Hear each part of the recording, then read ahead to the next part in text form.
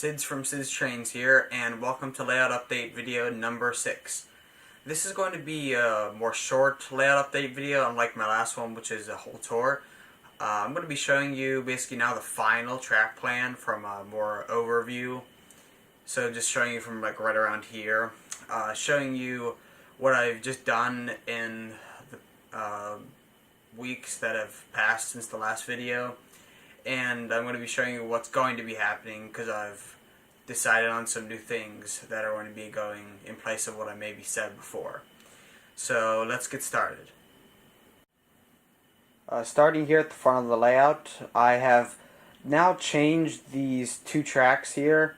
Well, actually not only the outside track I've truly changed, but so before the tracks both came around, and the inside track kept going straight, but this track had to curve, and then curve back towards this way, and then go along this straight.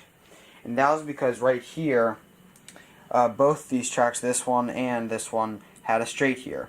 Now I've made it so this track starts curving before this one, so then they can keep going along here, and then they'll both be going straight along here.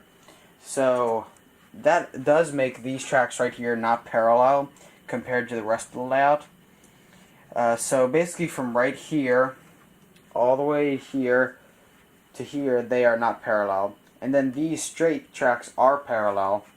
And then back to about where the Empire State Express Hudson is, and then along this turn where these cars are, it slowly it becomes unparalleled. And then to where that switches, it then becomes parallel all the way down the back stretch around there and back to here. So now that I've done that, when I'm filming, let me show you. If I have the camera, say, sitting here, and then I have an engine like the big boy coming around, I don't have it swinging back and forth as much. I can just have it come around the turn and come straight down this stretch here. And it also gives me a bigger space for my passenger station / depot that I'm going to have here. And it'll just give me a longer platform and space for anything around it. Because before, it started to curve back in. And so it just curved like this. It curved in, and then came back around here, and just kept going along like the way it is. So that's a better improvement on the track plan that it was before, and I am glad I did this because I'm going to now have a bigger station, as I said before. And one note about the station is that the station is now not going to probably be a MTH station, and it could be, but the MTH station that I was thinking of was more of a mainline passenger station. And the place I am modeling, Kensington, Maryland, it has a smaller station, and this is the kind of station it is. That's not why I have it here. It's just one I have. But this is a Marks Gerard station, and it has the similar kind of small depot style shape with just some small doors on the side and windows. And the roof style is similar with this right here, and the roof going up and then also coming down on the sides, unlike just having a triangle roof that goes like this the whole way down. So I'm most likely going to be putting either a Atlas kit here or an MTH more, I think it's called either a country style or a rural station, which is more small and a bit more kind of contemporary for a smaller town, which Kensington, Maryland is and was, because I'm modeling it more a bit of today with the train store that is here, and then also just the town as it used to be with the trains passing through. And another note is that I now know I will be putting a Menards factory back in that corner. I might have to move the tracks back there. As you can see, they are a bit close back there. But I will be putting a Menards American Light and Power factory back there. And the switch will be back there. So that's going to be a good place for it, and it'll fit in with all the industrial stuff that will be going on over here. And same with that back corner, there'll be some building or accessories back there. Maybe a coal loader or an oil derrick and stuff like that. And one other thing is that I might make this outer track on this shelf into the Kensington, it was a cement plant where the trains, so okay, let me rephrase this. This track will stay the same. It'll just be a sport track for my big boy, which is sitting right there. And then this track with the Southern and the Hudson on it will be a track that is elevated. And I mean elevated in the sense that this right here will not be here. It from the center back here over to the outside maybe will drop down to about here, and then I'll have supports holding the track up.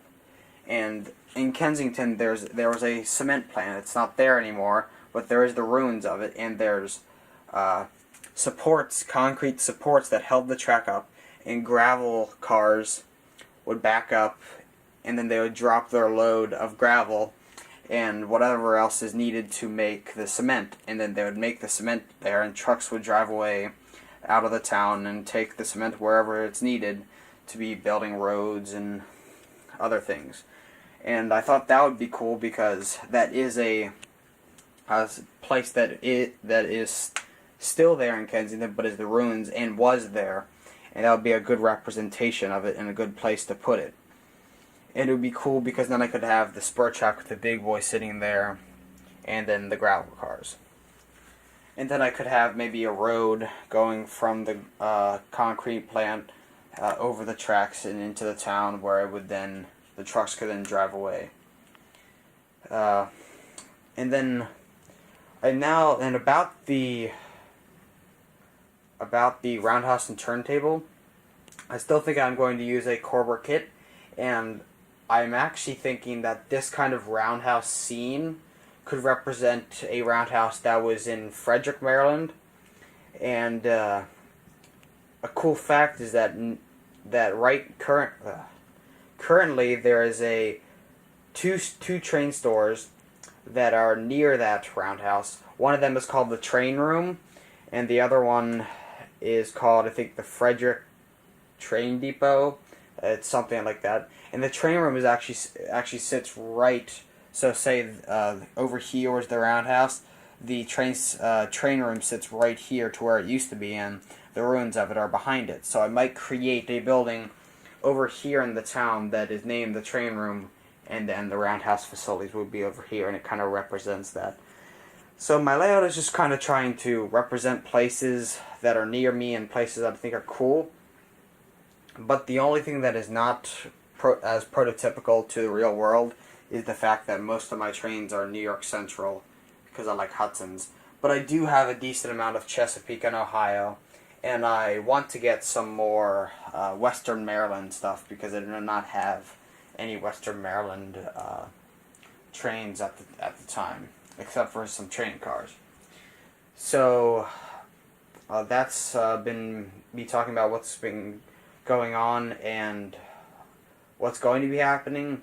So now let me just tell you one more thing, and we'll go to that right now. So here are my shelves that I built a while ago, many years ago. But you've seen these in videos in the background. But about a week ago, I bought from a guy I found at York. He's on eBay as well. I bought some Glenn Schneider shelving, which will be nice to go along this wall, and it will allow me to have more shelves than there is now, and they'll go all the way along this wall from this wall right here all the way to that wall down there. And we will have to cut some of the shelves, but it'll be nice to have long silver shelving for my wall other than these wood shelving. This wood shelving that I have. And then I will also be putting maybe some more shelving right here that hangs down and then has plywood on the back. But that's the last thing I'll be talking about for this video. So now let's wrap up and run some trains. One other thing I forgot to mention before we run trains and wrap up this video is that this weekend I would like to go to Home Depot or a store like that, maybe Lowe's, to get Homosote, which will reduce the amount of sounds because Fast Track is hollow, and when trains run on it's very loud. So I'd like to get the Homosote this weekend, maybe at least lay down maybe 1 or 2 sheets. They come in 4x8 sheets, and this table right here, this is a 8x8, so I could put 2 sheets on this, and then over here maybe like 1 or 2 more sheets, and then fill it in with some scraps and stuff. But I'd like to maybe work on that this weekend, and after that, then I can make more layout update videos, because then I can do scenery by painting and putting on ground cover on top of the Homosote. And you guys can enjoy more quiet and more quiet running videos and just hear the sounds of the trains, not the echoing of the trains running along the track. So that basically wraps up. So let's maybe run some trains and then we can wrap up.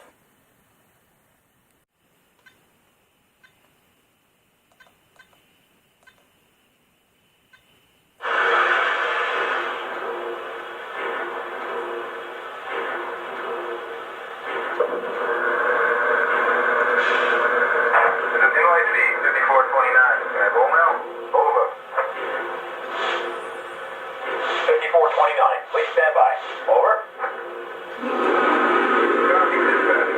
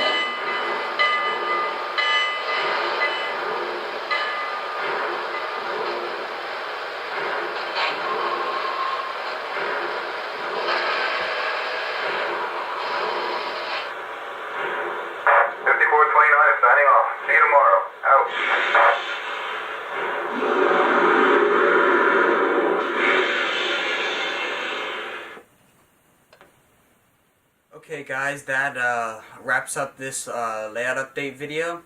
I hope you guys enjoyed. Stay tuned for more layout update videos, reviews, and Sid Trains running videos. I hope to have the next layout update video soon, and it's going to definitely be more in depth than this one. This one was very short, just small changes like the track. But I hope for the next one to have the homosote done and stuff like maybe even some scenery done. And I hope to have maybe some lights that are better than the ones that are around me, that are just some floodlights. Hope you guys enjoyed. As always, like, subscribe, and tell others about the channel. And even maybe follow me on Instagram. It's called Sid's Trains. And I have some stuff posted on there, some small stuff you don't see always that you wouldn't see on YouTube, like some little accidents I've had, and cool videos of there being a lot of smoke around. And yeah, so follow me on Instagram. And so I've been Sydney Flumbum, and I'll see you next time.